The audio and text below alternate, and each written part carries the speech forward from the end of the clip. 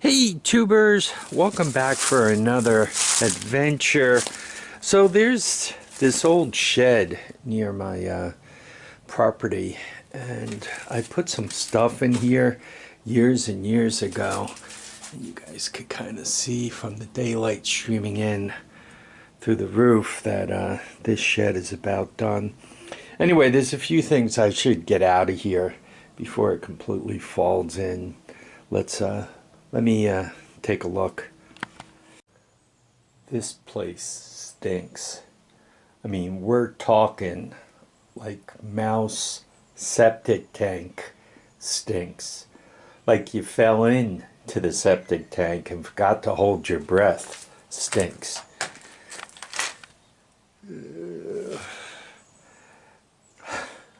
So, what do we have in here? I don't know. What is this thing? Probably 200M. That looks like a 200SX. This looks like a 110. This looks like part of a Toro. That looks like a Honda. I believe it's a what is it, a CB200? It's seized. And this, I believe, no front suspension. So I believe that guy is just an ATC200. So I got some good stuff in here. Obviously, it's time for it to move out. Probably the most valuable thing, I'm hoping, is this 200SX. So let's get that out. Drag it someplace and see if it's got any life left to it. I dragged these three ATC ATVs out of the shed, put a little light on them, get a little mouse smell off of them. I just wanted to see what I had. And this guy here, it looks like all I need to do is put a front wheel on that. Obviously, that's the axle, brakes. Looks like I need handlebars. I got a throttle that is seized up. Not a big surprise. I probably have mice that lived in here at some point. They drilled that hole into it for airflow, and it also breathes around here. I'm sure the mice went right in, right? So there's that. The back end looks intact. Once again, it looks like somebody just pulled the wheels off of it. Right, even kept the bolts on. Shifter is not welded. Though that's some bad news there. Trying to, hopefully I'm showing you the huge hole in the case.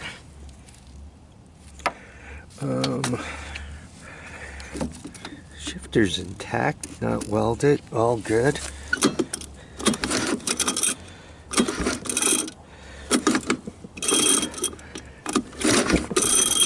Seems to even have some compression.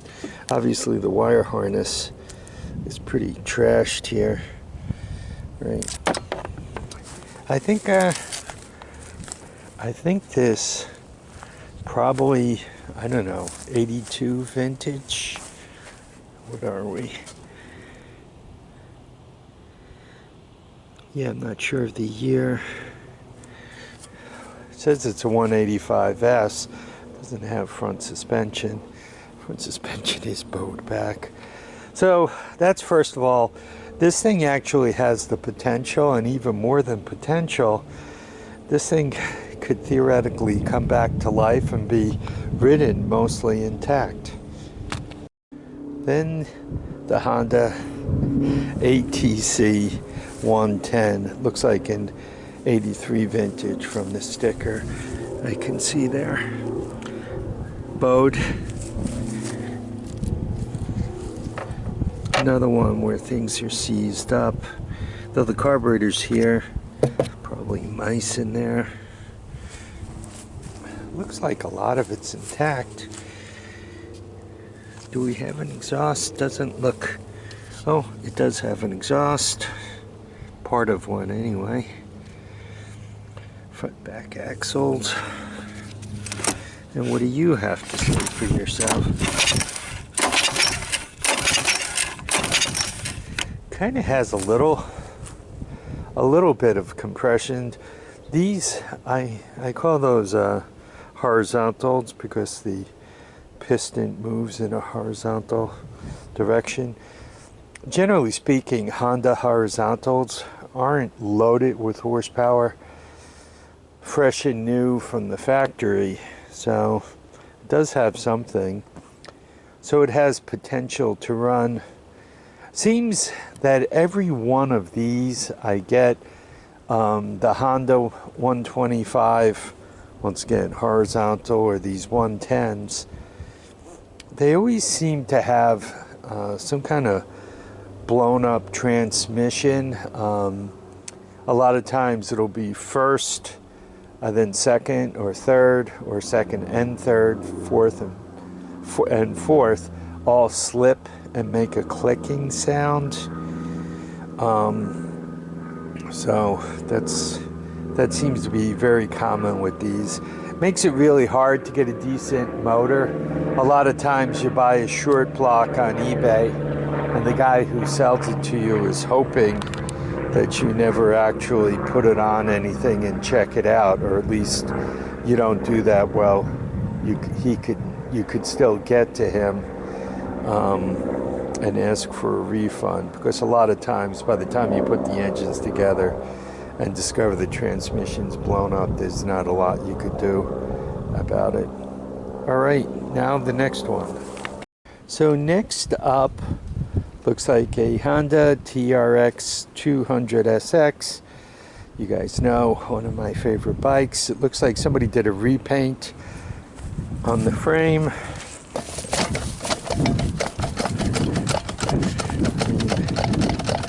Looks like this thing is very well worn. Though the exhaust system appears to be original and intact. Came with its own mice. They're probably going to jump out of there. Yep. None of these have brakes. Oh, recoil, that's all good.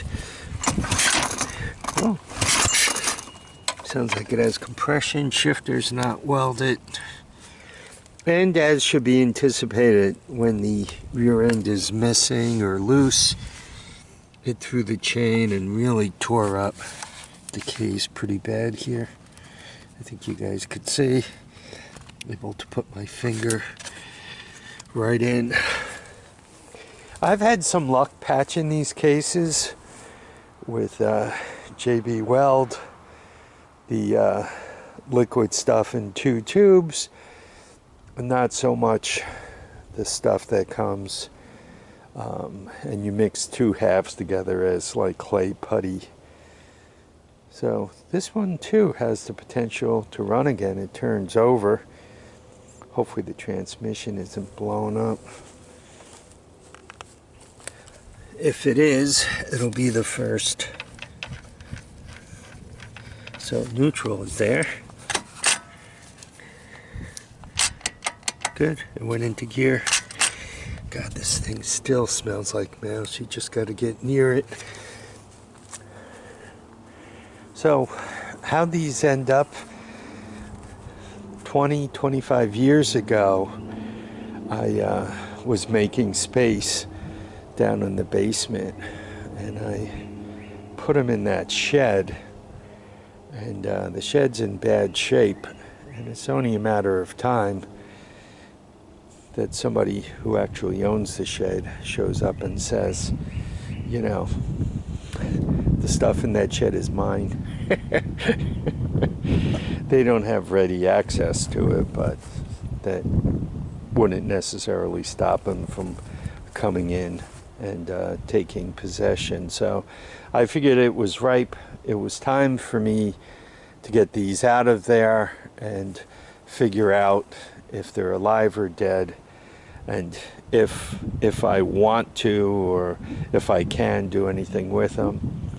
And to be honest, it looks like all three of them have the potential to run. So you'll be seeing them again. Probably I'm going to start with this guy. I love the 200S motor, 185 motor. The ATC200 block, as they call it. Rock solid. Nothing exciting, but just about bulletproof. So one has to love that about them. Relatively easy to get parts for, plus I already own a pretty good amount of parts for them. Alright, I hope you guys enjoyed this video. I need you all to keep your feet down, keep your heads up, and make sure you get out there and enjoy each and every day. Go dig in a shed and find some of your toys. You never know what you bought all those years ago. Bye now.